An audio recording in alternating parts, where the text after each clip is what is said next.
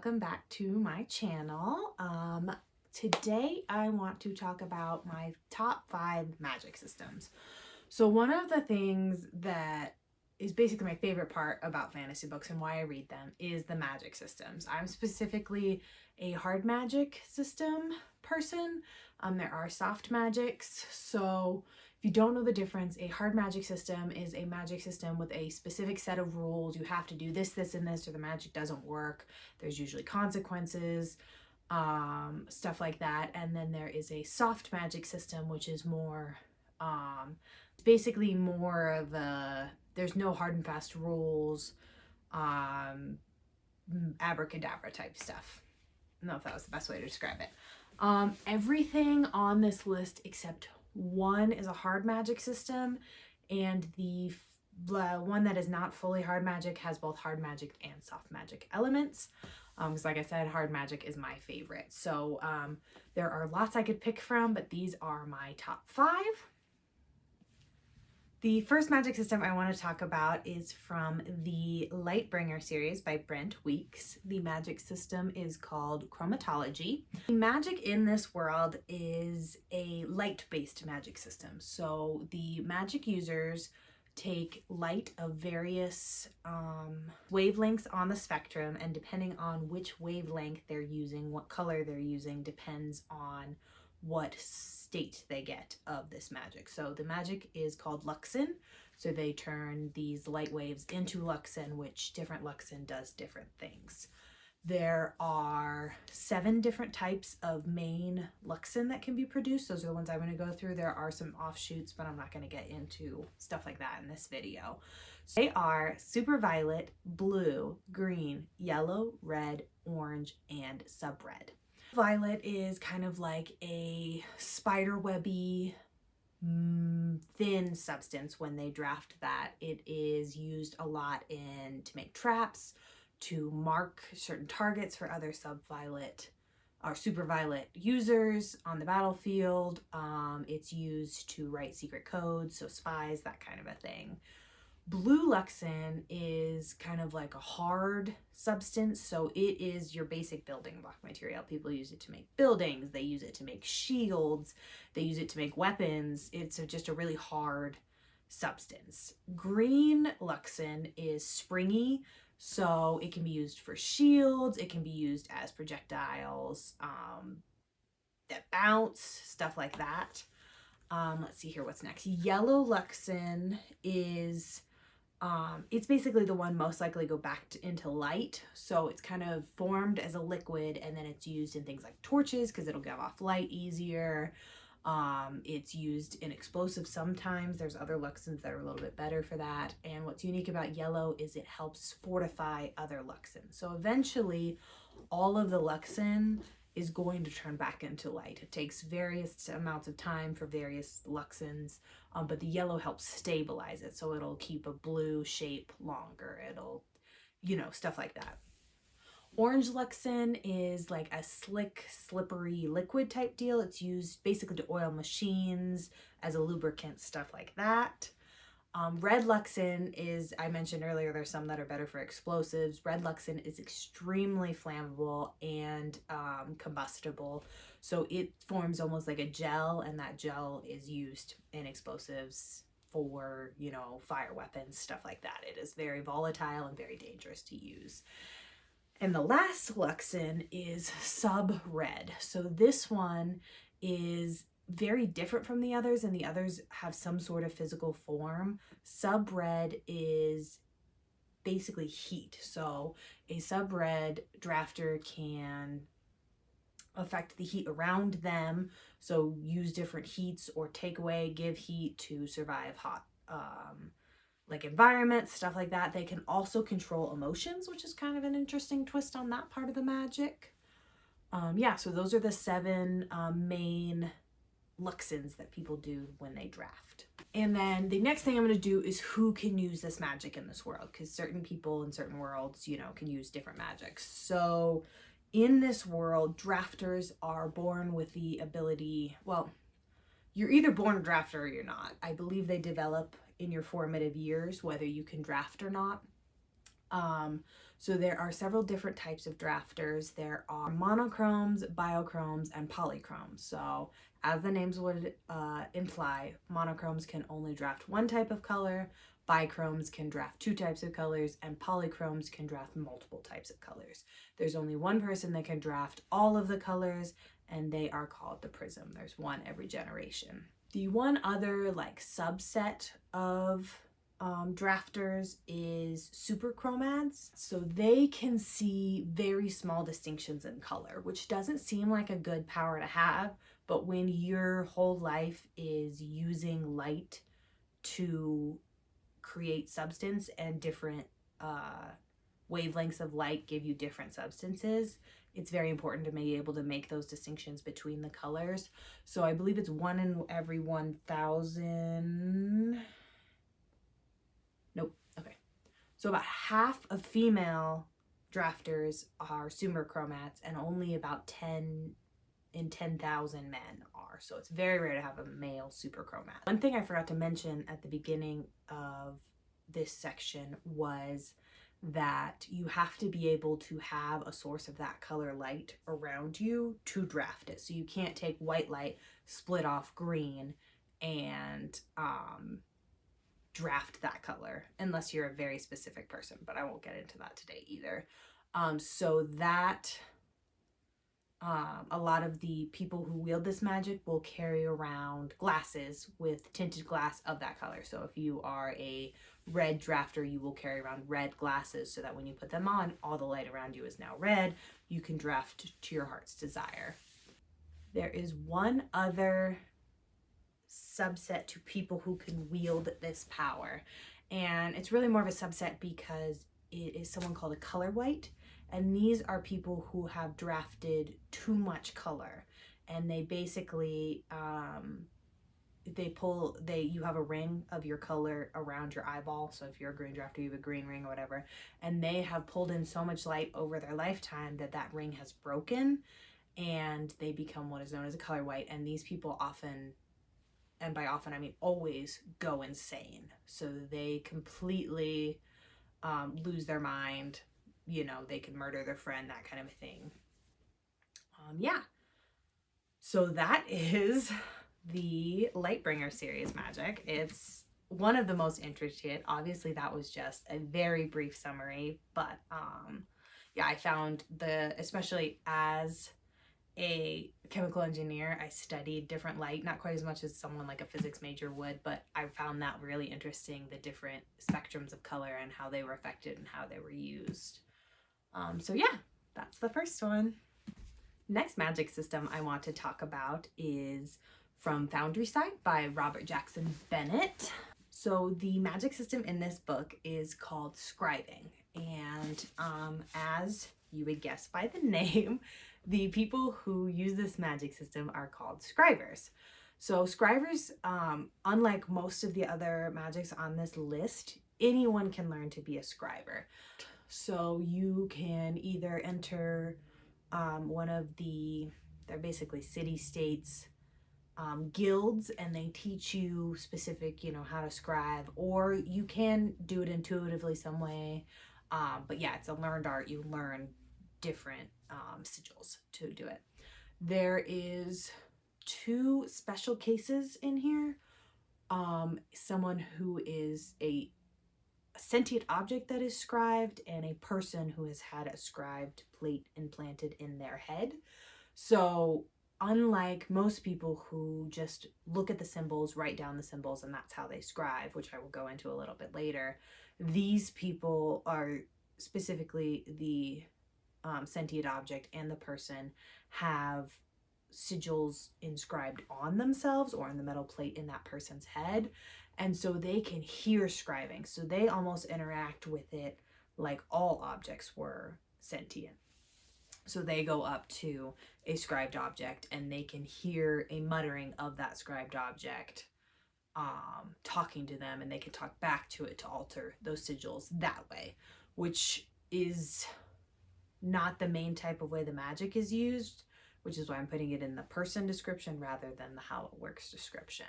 But yeah, most people are just normal everyday humans who've learned to scribe through study and being shot. Next thing is how it works. So scribing is often described as magical coding, which I think is a very accurate description. So there are things called sigils, and these sigils alter reality. So let's say you inscribe a sigil on a door and it says, "Do not open." So now, even though there's nothing blocking it physically or anything like that, that door will not open because you have altered the reality of that door. It is no longer in its head a door. And the reason that I think it's a good description to call it coding is because sigils are very simple commands. So you have to string a very large amount together to make a actual command. Like you couldn't actually do door close. You know what I mean? That is not a sigil. You would have to say door closes when this condition and this condition and this condition are met, which is very much like coding if you know anything about it. If then statements, that kind of a thing. And just like that, some of these objects have hundreds and thousands of sigils, and you mess one up, the entire thing is going to go out of whack. Again, similar to coding. So this one is, yeah, it's really interesting to see the level of detail, how the sigils can change reality, how they can be used. You know, you could say, "Open this door only if a password has been said in the last 5 seconds from this specific person," or something. And then the way the magic is twisted by that person who has a plate in their head, or by that sentient object where they say, "Well, you don't know how time works. What do you think a second is?" And so then they, you know, extend that if 5 seconds is actually equal to 6 hours or something like that. So yeah, I think this world is very interesting. Robert Jackson Bennett's not my favorite writing style, so I don't love this series for that, but the magic makes it completely worth it. Third magic system on this list is from the Old Kingdom series by Garth Nix. So I've only read the original trilogy. I think there is at least one other book called Clariel, which I have not read. So my knowledge comes from the original 3. There are several different types of magic in this, specifically 2 I'm going to talk about. Actually, 3 I'm going to talk about. There are charter mages who... Anyone can be a charter mage, but they have to receive a baptismal charter mark. Usually, I believe it's on your forehead, if I remember right. And it's usually when you're born. It can be given later, but it's very rare that it happens. There are free magic sorcerers who anyone can learn to be a free magic sorcerer, but it has large consequences. And they're usually associated as evil because free magic is kind of anti-life, if that makes sense. There are, in that subset, necromancers, so they learn to be free magic sorcerers. And then there is the third type of person who can use magic, who is the Abhorsen. And there's only one Abhorsen at any time, and then an Abhorsen in training. And they use a combination of both charter magic and free magic through very specific tools that allow the free magic not to corrupt them or, you know, decay them, I guess is the best way to say it. As I mentioned, there are 2 types of magic. There is charter magic. The charter is a large stream of magic, for the lack of a better term, that kind of exists outside of our reality, and it contains everything. A stream that describes, contains, and orders everything around the universe. It's basically the order side of life. Charter magic is used through charter marks. You can either say these marks out loud, or you can write them down, or you can do a combination of the 2. It pulls magic from that charter, and you are able to do this magic. In that way, it's almost, in that way, using the charter magic, having to write down the symbols, it is a hard magic system, but all of the different things you can do with it and all of the different symbols that are mentioned in the book kind of makes it a soft magic system. This is that one where I said it's kind of soft magic, kind of hard magic type deal. So yeah, basically charter magic is seen as good and right and ordered. It aligns with life, that kind of a thing. Free magic is the other type of magic, and this is aligned with chaos. It is detrimental to life. It's things like necromancy, And it can accomplish pretty much the same thing as charter magic, but it's very bad for the person doing it, and it's basically corrupted. It is the only magic that exists outside of the charter. And then the third type of magic is the Abhorsen's magic, and it is mostly channeled through a set of 7 bells, where the 7 bells are enchanted with charter marks and also use free magic. And the Abhorsen's job is to help keep the dead contained on their side of life. As I mentioned, there are 7 bells, and those 7 bells are really why I count this as one of my top 5 magic systems, because depending on how the Abhorsen uses these bells, either together or separate, depends on how she affects those around her, including the dead and the living. First bell is Reina, the sleeper. So this puts anyone around you to sleep, whether you're dead or alive. The second bell is Moriel, which is the waker. So this can wake the dead or wake a human or wake someone, it's pretty self-explanatory. The next spell is Kibeth, which is the walker, so it will make the person you are trying to control, whether they, again, be dead or alive, walk where you want it to. She uses this to walk the dead farther into death where they're supposed to be.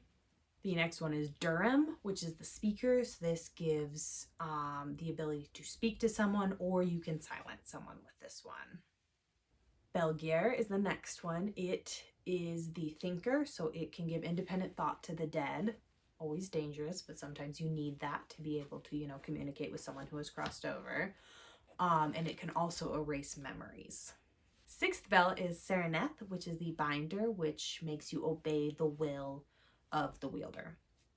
The last bell is Astriel, which is the weeper, which when rung sends everyone way far into death, which includes the person wielding the bell. I should mention there are various rivers within death. I think there's 7. It's been a while since I've read this. I probably should have looked that up. And depending on which level you're at, depends on how easy it is to get back to life. So the Abhorsen travels, back and forth among these, each gate. Oh, they're called gates. That's what they are. There's 7 gates. And each gate is a different, like one's a whirlpool, one is a giant tidal wave, stuff like that. So depending on who rings the bell, you're thrown so far into death that it's really hard to get past all of those gates back to life. And all those bell names sound straightforward, but part of the uniqueness of the bell is they almost have a personality. So it's difficult to ring them, or, they affect you as well, or they fight the effects, that kind of a thing. And then depending on what you're trying to do, the Abhorsen will do different ones in conjunction. Like, I can't remember, I think it's Reina and Sereneth at the same time, which is the sleeper and the binder, so that you can bind a powerful free magic creature, stuff like that. So you have to do them in concert, and you have to learn how to control it, which is why you were an Abhorsen in training for a while. So yeah, I just think it's a really unique way to go about necromancy. The bells were my favorite part. I thought the charter magic was kind of cool, the free magic and the balance between it was cool, but really the bells are where it's at for me, just watching how they're wielded, how they have a life of their own, that kind of thing. So that's why it makes my top 5 list.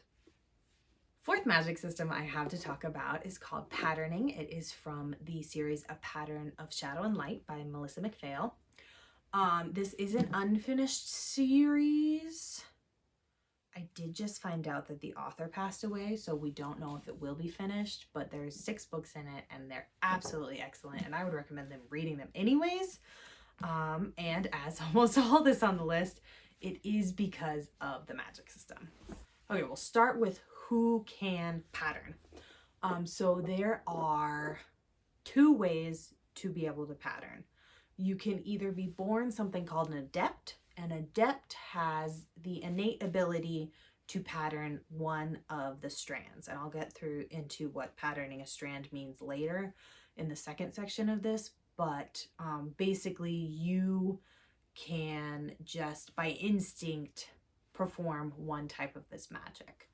And then there is something called a wielder who can learn to wield this magic. So an adept of one strand can learn to wield the other four. A plain regular human can learn to wield just one, or even up to all five of the strands. So it's kind of unique in that way, where there are people who are inherently magic and know how to do it, but you can learn if you put enough study in, and you can become, a magic user. So as I mentioned earlier, you can learn to pattern the strands of magic. In this world, there are 5 strands of something called a ley, which is just basically a magical energy-based magic that you can do in this world. So I'll just go through what the 5 strands are. Again, anyone can learn to wield any of the 5 strands. Depending on what they are, depends on how difficult it is. When you are patterning with the first strand, you are using creative energy, and these are healers and seers. So self-explanatory, you can use this strand to heal people, or you can use it to see into the future, that kind of a thing. Second strand is kinetic energy. These people are called node finders. So in this world, there are almost ley line type deals, lines of this LA flowing through the world, and at certain points they connect in a node. And node finders, people who pattern the second strand, can use these nodes to travel to far away places. So you go from one node to another type deal. So yeah, they're basically travelers, and they can take other people with them, so you don't have to just move yourself. Node finders are employed to move people great distances as a travel merchant commerce thing. People who pattern the third strand pattern the energy of time and form. So this one's a little bit different depending on what type of adept you are or what you learn to do. Wielders depends on what half of this magic you use. So the first one is time. It's pretty self-explanatory, time weaving. So these people can slow down or speed up time. They're much more rare than the other type, which is form. So these are shapeshifters. So a lot of these adepts have 2 forms. So a human form and a hawk form, something like that. And then sometimes you can do both transformation and time weaving, but it's usually separate. The fourth strand uses the energy of thought. So these are people called truth finders. So they are, as it would say, people who can tell if you're telling the truth or not. So these are used as interrogators, or in the courts of law, they're used to confirm a story is correct or not. You can resist truth finding, but it's pretty difficult. So they're pretty much a good catch-all to find out if someone is telling the truth or not. Fifth strand is a little bit more difficult to explain without reading the book, because it's kind of something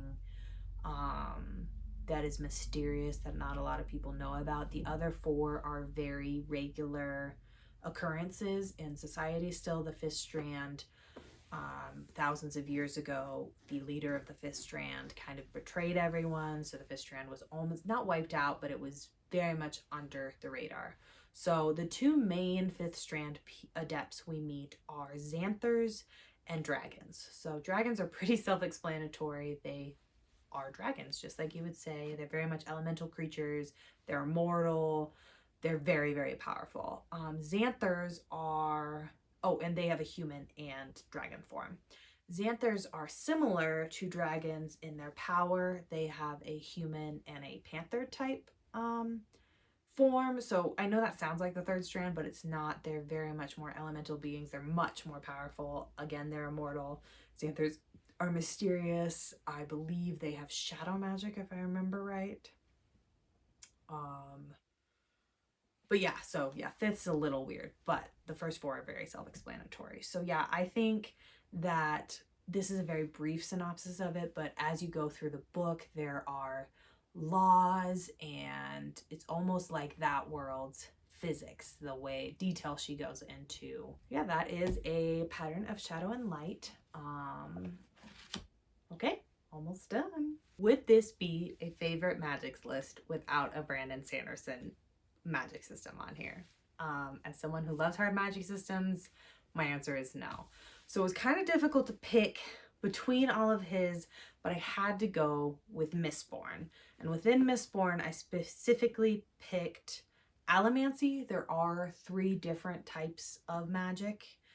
Allomancy, ferochemical chemistry, and I think it's pronounced, I have no idea how it's pronounced, but it's hermatology. So I wanted to focus on Allomancy for this because that is the main magic system in the first book. Unlike the last 2 magic systems, you have to be born with the ability to perform Allomancy. So you are either something called a misting or a mistborn. A misting can wield only one of the powers possible through Allomancy.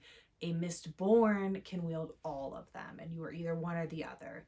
In the original trilogy, you cannot be a misting with 2 powers. You are either a misting or a mistborn. You become a misting or a mistborn. Again, you have to be born with the ability, and then you have to do something called snap. So you have to go through a traumatic event that causes you to snap, and you come into your allomantic gifts. So this can be being beaten to death. This can be having a seizure. This can be, you have to come close. You have to be, basically, your life has to be threatened, and you have to be very in desperation and almost, deceased. In this world, mistings and mistborns swallow small bits of metal, and then they burn these metals in their stomach to give them powers. So they called it burning, but it's basically you just activate it. It's not like you're on fire in your stomach. So depending on what metal you have an affinity for and you swallow depends on what magic you get. So there are 16 metals technically that you learn about throughout the entirety of this trilogy, the next trilogy, and the 4th Era 2 book. However, in this one, I am going to only mention the basic 8 because that is the knowledge that we have in that original trilogy. In the original 8, there are 4 physical metals and 4 mental metals.